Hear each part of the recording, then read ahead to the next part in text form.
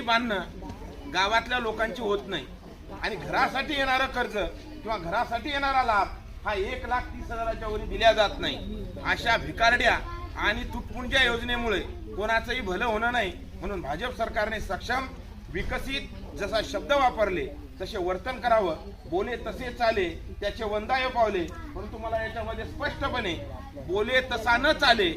त्याचे फसवणुकीचे पावले हेच मोदी साहेबांच्या चेहऱ्यामधून स्पष्ट दिसत आहे। एवढं महत्वाचं कारंखेडा गटग्राम पंचायत याच्या वतीनं मी शासनास सांगू इच्छितो। मी उपसरपंच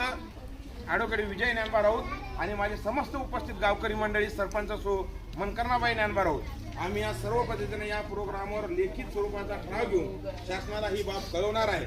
आणि याबद्दल आम्ही जे काही कायदेशीररित्या